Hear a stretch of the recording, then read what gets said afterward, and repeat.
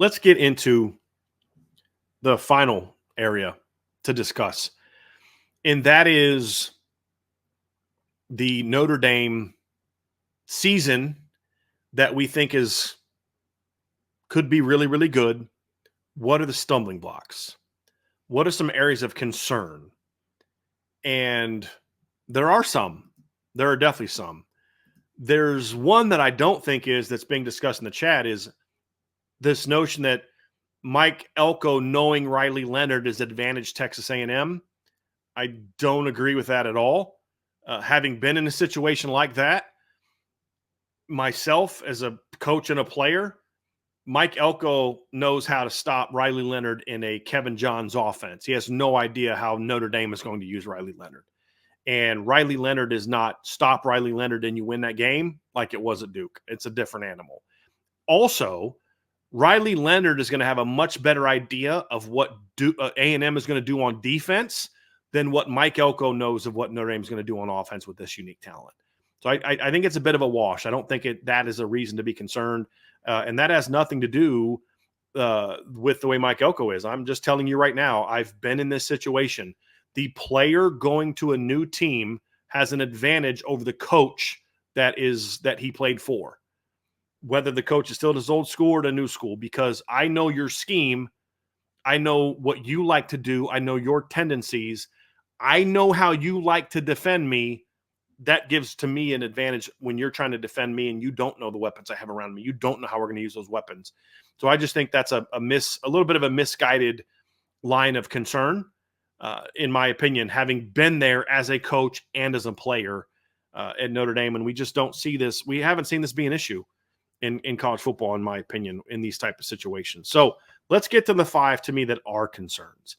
Number 1, health. And we've already seen it.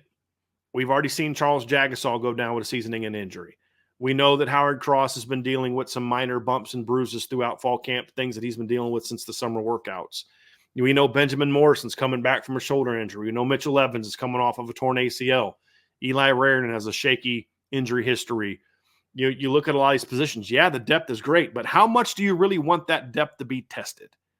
And I go back to the 2015 season, take away the issues at defensive coordinator, but you had to deal with a lot of injuries early in the year. Malik Zaire goes down. Torian Folston goes down. Durham Smythe goes down. Jerron Jones goes down. And Sean Crawford, who's going to be a starting nickel that year, goes down. 5 starters that you were gone before the end of your second game of the year. Now, Notre Dame was able to manage that and get through it.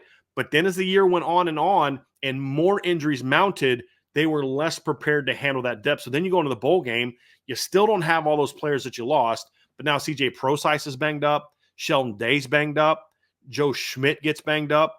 You've now got all these additional injuries, and I think didn't Max Redfield get suspended for that game? And you're in a situation where now you're just way too thin to be able to beat the best teams on your schedule. And so health is a concern for a team like Notre Dame. The depth of talent doesn't limit them the way that it has in the past, but it's still a concern. And it's more so a concern at a few spots. I'm concerned about Notre Dame can be a playoff team without Riley Leonard. It's going to be tougher, but they can. Can Notre Dame go on a title run without Riley Leonard in 2024? No, I don't think that they can. If you take 2 or 3, there's not a single offensive weapon that if you remove means that this team can't still be dynamic offensively. Not one. But if there's 2, 3, 4, now it becomes a problem. Can Notre Dame compete for a championship without Charles Jagusah? In theory, yes. But can you do it without Jagusah and another offensive line injury? That becomes a bigger question. So this is true for honestly every team. If I was going to talk about Georgia, Ohio State, I would talk about the same topic. Ohio State, I'd say, well, if Will Howard goes down, I'm not the biggest Will Howard fan, but if he goes down in week 1, you now have to play a young player, most likely, unless you want to go to Devin Brown, who I just don't think is the guy. I don't think he's the guy. But you look at other positions, you say, look, if they lose one of their 2 veteran tackles, that offensive line becomes a much bigger question mark, in my opinion. There's a couple. If they lose Denzel Burke, are they still going to be good at corner? Yeah, but are they going to be a lot like Notre Dame where, okay, but you're not going to be as nearly as good? Yes, that is also true. There's if you lose Caleb Downs, you're still going to have a good player there, but there's a big drop off between Caleb Downs and whoever's next, just like there's a big drop off if Notre Dame goes from Xavier Watts to whoever's going to replace him. That's true for Ohio State. That's true for Georgia. That's true for Texas. That's true for Oregon. That's just the reality of college football. And so that certainly is the one thing that you need to be able to point to and say, hey, listen, you've got to have good health overall, but you have to have some luck with health at certain spots. There's certain spots that you can handle losing a couple guys, and there's certain spots that you can't. And you got to hope and knock on wood a little bit and be prepared to say, okay, hopefully you can stay healthy at those positions. And as long as Notre Dame stays healthy at those positions, I think they're going to have a chance to, again, be very good. But if they start to mount up, that could certainly be a stumbling block for Notre Dame getting to that next level and being a team to compete for a championship. Number 2 for me is the offensive line. This is the top area for me in specifics. So the first one is sort of a general, true for Notre Dame, true for every team that's contending for a title. It's just the nature of the beast. You can't deal with a mess of injuries and expect to get to a championship, especially now in a 16-team playoff or 16-game playoff for Notre Dame. In the past, you get a month off and you only got to win one game to, Bama could be banged up all season. As long as you get through that last game, you can get some of those guys back. You got to win one game to win a championship. Then the playoff starts in 2014. You only got to win 2. You lose JT Barrett. You have Cardell Jones replacing him. You got to win 2 games. Let's just say hypothetically that Ohio State isn't it has to win 3 games. Is that third game the game where your opposition gets an idea of what you're doing with Cardell Jones? Maybe they can defend you better. Maybe you play a team with an elite run defense that can slow you down. There's all more opportunities to stumble or to stub your toe when you have to play more games. And that's especially true from an injury standpoint. When you look at number 2, this is the one that's most specific to Notre Dame and my concerns for Notre Dame, which, as I said, is the offensive line. Can Notre Dame compete for a championship with the starting offensive line that we project right now? Potentially. But it is an unknown. How good is Emil Wagner going to be? I don't know. Can Tosh Baker handle playing left tackle and be part of a championship unit? I don't know. Can either of the veterans at left guard play well enough to overcome the up and down issues they had last year? I don't know. Are Billy Schrouth and Ashton Craig going to be stars up the middle like we all hope they're going to be? I don't know. There's literally not a single offensive line position that I look at right now and say definitively, no doubt, no brainer, that's going to be a strength. I'm comfortable saying I think center and right guard are going to be really good. I think left guard is going to be better than it was last year. Unfortunately, I'm concerned that Joe Rudolph is going to start Pat Coogan unless he sucks in camp. For whatever reason, he just loves the guy. And that's my fear. I hope I'm wrong, but that's my fear. Then you look at the tackles and you say, there's some potential there, but Emil's never taken a meaningful snap in his career. And Tosh, when he did start a couple games earlier in his career at left tackle, wasn't very good. Now, that was all the way back in 2021. And I'm quite confident that Tosh Baker's a better player today than he was in 2021. But better than he was in 2021 doesn't mean championship caliber left tackle. That's an unknown. And then you start looking at the depth behind it that's actually more talented. And in a lot of spots, I mean, your most talented offensive lineman is a true freshman named Gerby Lambert. You've got guards. I mean, Sullivan Absher has more talent than Pat Coogan or Rocco Spindler. He's just far less experienced. There's some talented players behind the starters, but they're very young. And the one position you do not want to be young is offensive line. So the depth of the offensive line is a concern now. The tackle position is a much bigger concern for me now. And the experience has always been an issue. It's always been a concern. Now, are these automatic stumbling blocks? Is it me saying, like, that's the reason they're not going to win? No, because there is enough talent to say I think they can be good enough. They can be like 2018 Clemson, which was just a solid offensive line. Everybody did their job. Everybody played together. And they had a couple interior guys that were, day 2, day 3 NFL draft picks. That's it. No first rounders. Their left tackle in 2018 was actually, matter of fact, their starting left tackle on both their title teams was a kid who was a undrafted free agent coming out of the NFL draft, coming out of college, in Mitch Hyatt. Started as a true freshman, I believe, at Clemson in 2016. I mean, you guys know I like to be right about stuff. I believe Mitch Hyatt was a Mitch Hyatt was a 2015 guy. So he was a true freshman, and for them in 15, started on the team that went and played for the championship game. He was a true sophomore in 2016, and then was a senior in 2018.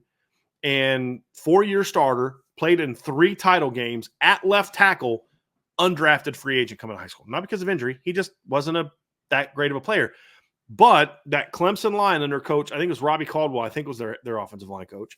They just played great together. They were a really good unit together. And that was the key. And if they can just be that, because of what I talked about before, with the talent you have on offense, I believe this team has a chance to be a really dynamic group of skill players. All you really need the offensive line to do is just do their jobs. They don't have to be dominant like the 2017 line or the 2020 line or the 2012 line at times.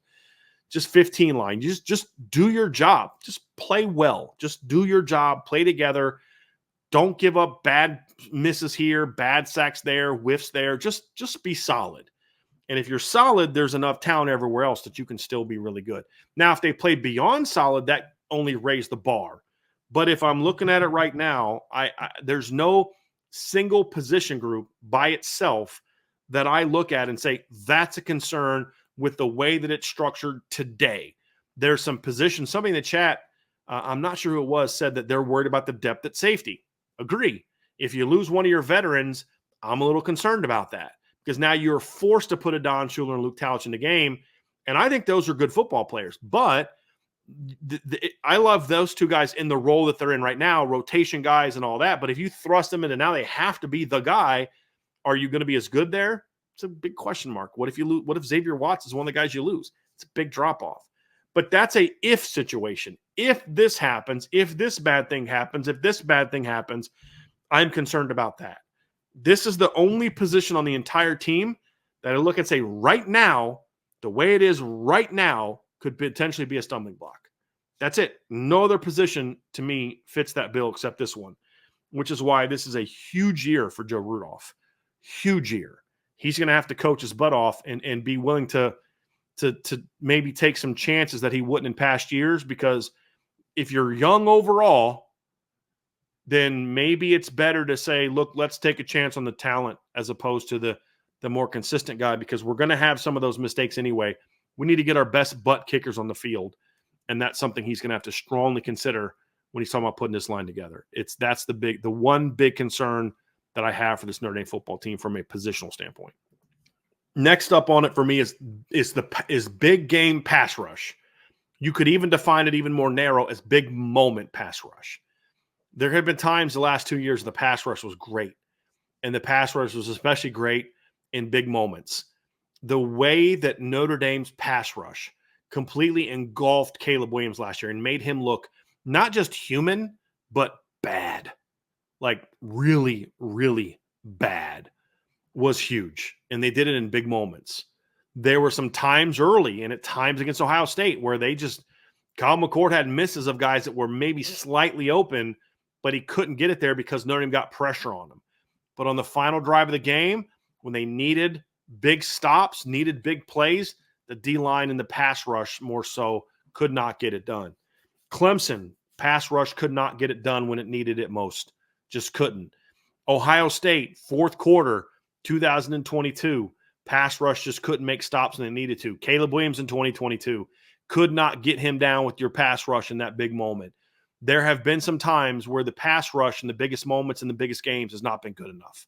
That's got to change this year. If it doesn't, it could be a problem. Now, will it be a problem in regard to the 12 regular season games? That I don't know. They could potentially be good enough to win all their regular season games, but if the standard and the expectation is make a deep run, the minute you get into the postseason, it becomes an issue. For example, yesterday we did our playoff predictions, and my 6 versus 11 matchup was Notre Dame as a 6 seed 11 seed was Ole Miss. If you can't get a pass rush on Jackson Dart, Ole Miss can hurt you. I don't care how good your secondary is. They've got very talented weapons at receiver. I made the comment that I think Notre Dame's one of the few teams that can run with that team. That is true. But I don't care how good your secondary is. If you have to cover for too long, guys are going to get open. You have to get to the quarterback, and especially Jackson Dart, and he gets comfortable and he gets settled in the pocket and he can throw with space. He's a very talented quarterback. Like a lot of quarterbacks, if you can consistently pressure him, he's not as good.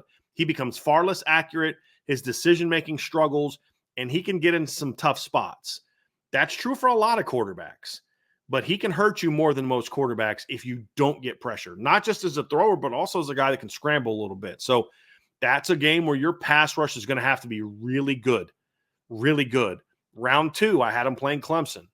That's another game where your pass rush last year was not great. Needs to be better, especially in big moments. I had him in the semifinals playing Oregon. You're not beating Oregon if Dylan Gabriel is sitting back in the pocket, comfortable, going through his progressions. It's not. You may, but you're going to have to win like 41-38. You're not stopping that offense if that's the case. And then, of course, the same thing is true against Georgia in the title game. That's what Bama did to Georgia last year. Just beat them up front and just didn't let – I don't think they had a lot of sacks, but they just never let Carson Beck get comfortable in the pocket. And that's the key. That's what Michigan did to Michael Penix. They didn't sack him a ton, but he was never comfortable. And then there was times they didn't put pressure on him that he threw anticipating pressure because they'd hit him so much during the game. You have to be good getting pressure in the big moments. And that doesn't have to be just the D-line. I don't care if it's a nickel fire, corner fire on 3rd and 10, linebacker blitz. I don't care who brings the pressure. That's why I didn't say D-line has to play well in big games. The pass rush in big games has to be there. And that's an area that I would argue that you look back at the last 2 years, that's been the most consistent flaw in the biggest games is the pass rush has not been what it needs to be in some of the big moments and against some of the better teams. And that's something that could potentially be a stumbling block to Notre Dame in a couple games this year. Florida State, do you really want to let DJ Uiagalelei sit in the pocket and not be pressured? Last time he was on your field and you couldn't get to him early in the game, he threw for 400 yards. Now, you won that game because in the second overtime, you got 2 huge sacks on him and then another pressure. That's great. But maybe if you'd got some of those pressures in regulation, you wouldn't have needed double overtime to beat him. And so that's obviously something that you're going to have to look at and say that's going to have to be better. In regular season as well, do you really want Connor Wegman to sit back and not feel pressured in clutch moments? Heck no, you don't. And same thing with whoever's a quarterback for USC. You're going to have to be better there. You're going to have to be better there, in my opinion, and be more of a team that can get pressures when it matters most. It's a huge, huge part of this season, and it's a potential stumbling block to Notre Dame's ultimate success. Point number 4, and I'm not going to spend a lot of time on this one because it doesn't need a lot of time because of what it says. It's the unknowns. There's always unknowns that just pop up. What are those unknowns, and are they manageable? Every year something happens to your football team that you can't anticipate. And part of being a great team is that you build your squad into a place where when those things happen, you're prepared. I've said in the past that the best coaching job Brian Kelly ever did was 2020 because he did such a masterful job of working that team through so many things that there's just, how do you prepare for that? How do you prepare for your spring practice being cut short after one practice because of a global pandemic? How do you handle situations where, kids test positive for a virus? And I'm not trying to get into whether they should or shouldn't have been. That's not the point. Those were the rules. I'm just arguing what the rules were. And he's gone for 2 weeks. Notre Dame has to cancel games because the opponent has an outbreak of COVID. Notre Dame had to cancel games because they had an outbreak. So if you guys remember in that 2020 season, Notre Dame starts off, they play Duke in the opener. They play South Florida on September 19th.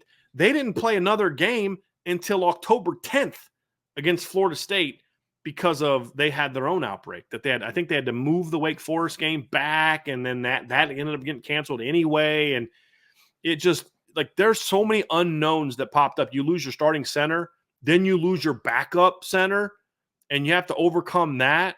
There were so many things that creeped up. Tariq Bracy sort of having a mental kind of shutdown in the middle of the season. Like, how do you anticipate that happening? The best teams are teams that can take those unknowns. An opponent's way better than you think that they are. Things that happen at, you get like last year, 4 games in a row at night. You couldn't have known that before the season. You could have maybe anticipated it, but you don't know that because 2 of those games you didn't control the kickoff time. A coach getting sick before a game. Mike Norvell, when Notre Dame played Florida State in 2020, wasn't on the sideline because he was homesick. There just were all these things where in different years you have these unknowns, injuries, breakouts from other teams, scheduling issues. There's just all issues that come up in your locker room that you can't anticipate. You're one of your star players is having an issue at home that you've got to try to help work him through and help manage him through. And if you just ignore it, say, hey, man, focus on football, you don't actually help him through it, that could hurt your team. There's a locker room issue that you need to be prepared for and handle from a leadership standpoint within your team and also from a coaching standpoint. Those things creep up on every single football team. The teams that compete for champions are the ones that can work through that stuff and handle that stuff to the best. And that's something that this football team is going to have to be prepared for. That comes down to leadership.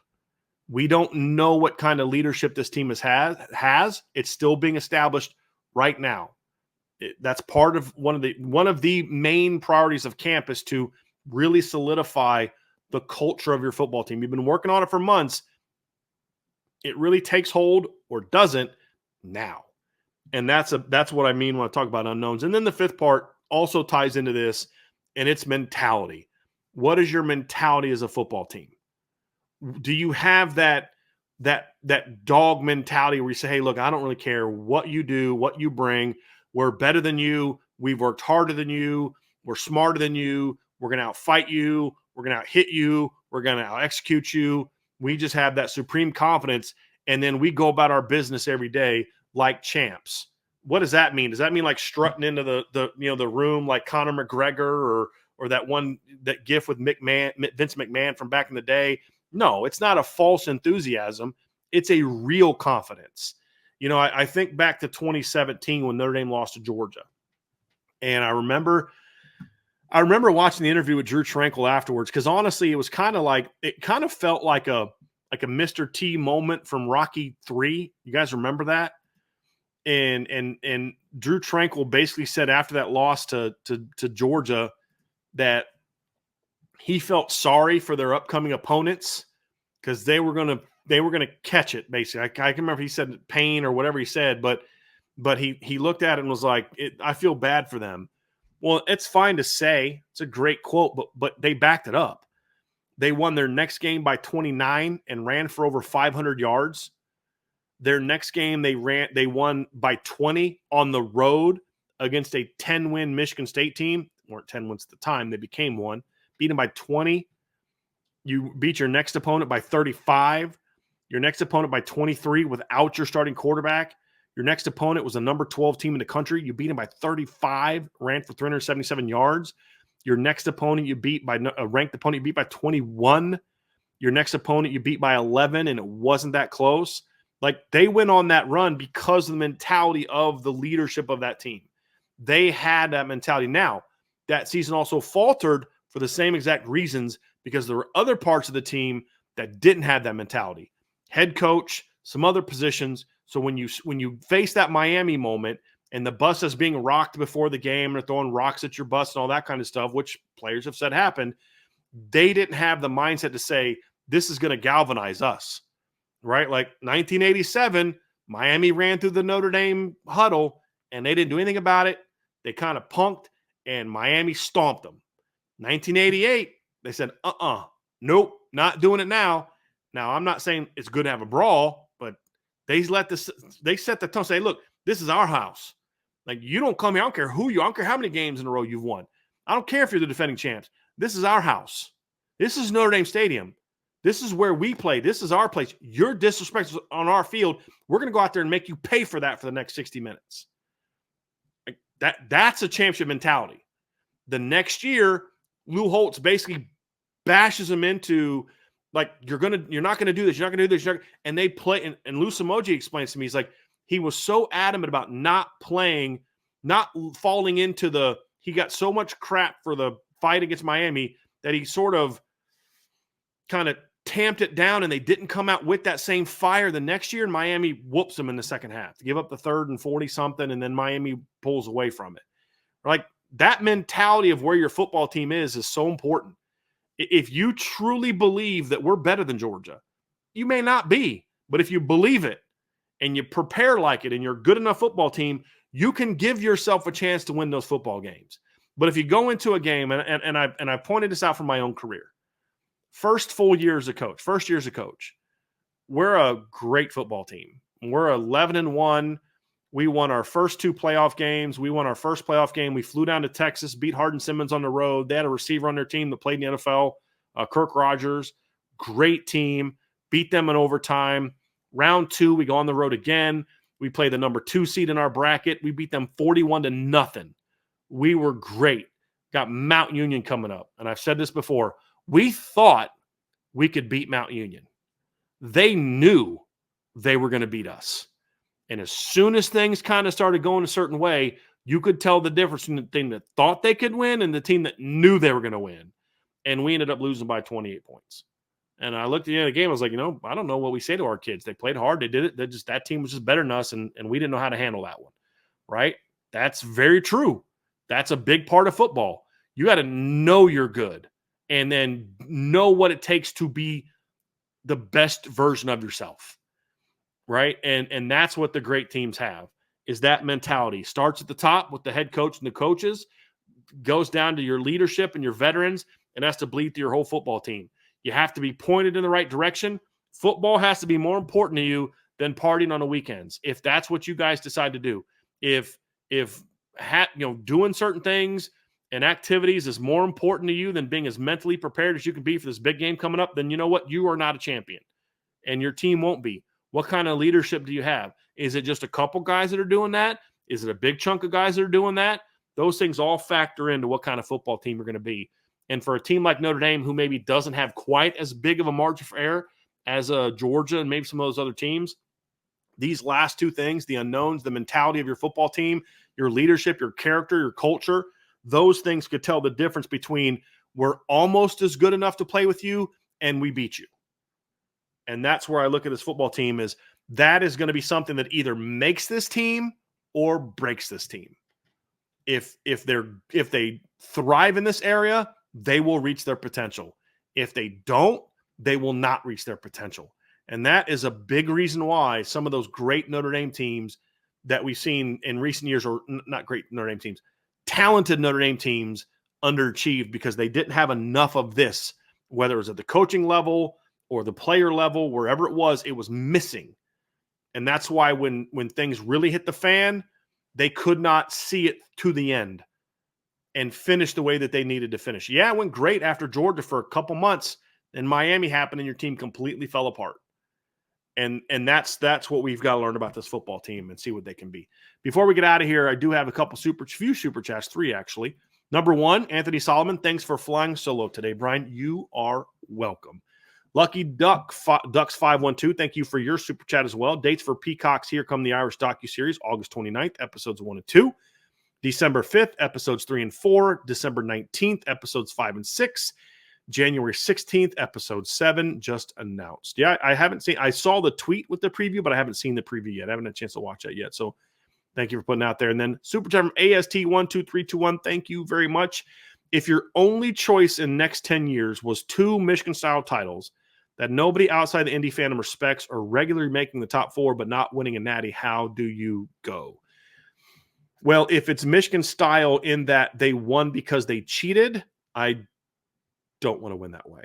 I don't want to win that way. If it's they don't respect Notre Dame's title because Notre Dame got an easy draw, or the bracket worked out to where they were never tested and they only had to really win one tough play, I don't care about that. That's not their fault. That's out of their control. The best team lost their starting quarterback before the game. Whatever. That's your problem. You should have had a better number 2 quarterback. I don't care that nobody respects the championship. Doesn't matter to me at all. But if it's a championship you won through sacrificing your character and sacrificing, any kind of moral foundation to sacrificing your respect for the game. I don't want to win that way. So it just depends on what you mean by nobody. Look, here's the reality. Most likely no one outside of Notre Dame fandom is going to respect Notre Dame winning a title anyway. Let's be real about that, especially from a fan standpoint. And like, I saw one of the dumbest things ever today. There was a tweet about how it's ridiculous. People say Notre Dame's always overrated. It's just nonsense. And there's been a couple years they were overrated, and a lot of other years where they were either right at what they were ranked preseason or they were better than they were ranked preseason. And they say, well, and you point that out to these people, and they'll say, well, it doesn't matter because they shouldn't have been ranked that high at the end anyway. Like, okay, so they went 10-3, beat 4 ranked teams, but they still shouldn't have been ranked that high because you don't like Notre Dame. Okay, that's just silly. And those people are never going to change their minds, ever going to change their minds. That I don't worry about them. So if it's something like that, I don't care. I don't care if they don't respect it, as long as we did it the right way. But I don't ever want to win by cheating, knowingly cheating. And what I mean by cheating, I mean doing things that give you an unfair advantage that blatantly go against the rules of the game. So I don't respect people who use steroids. I don't respect people who steal signals the way that Michigan did it. Right? Like, there's just some things you don't play a player that is ineligible or something along those lines.